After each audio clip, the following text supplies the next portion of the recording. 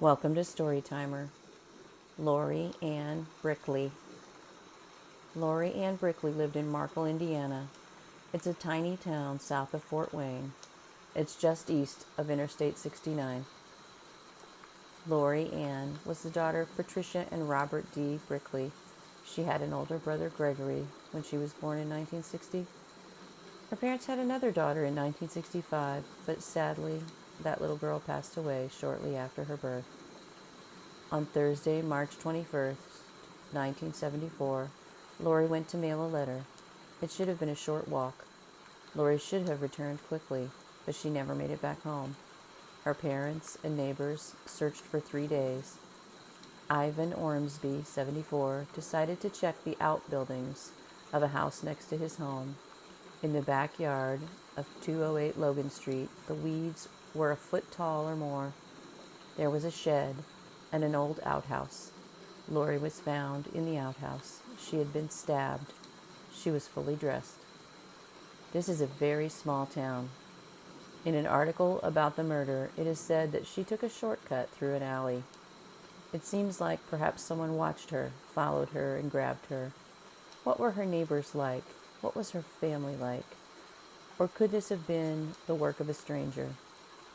Did someone in Markle see something at the time that didn't seem important then, but now it seems related to Lori's murder?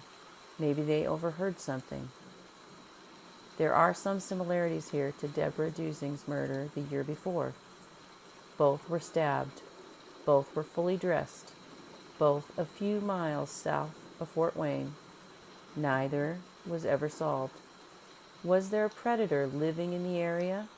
Perhaps his job took him to both places, or perhaps he just enjoyed driving around. Were these two murders perhaps the work of two different predators? There's very little publicity, very little available about either murder. It would be interesting to read both case files and compare. I wonder if the direction and angle of the wounds were comparable. Would they be able to determine if the perpetrator was left-handed or right-handed? Oftentimes, in stabbings, the perpetrator will accidentally cut themselves. It's very easy when the knife gets slippery to accidentally cut yourself. Perhaps blood evidence was left on the clothes of these victims, and perhaps if it could still be tested, we might be able to find the DNA of the killer. Lori Ann Brickley's parents and brother have all passed away.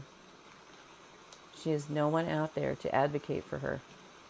Her grave, however, is well tended, and so I think there might be family out there who still wonder who killed Lori.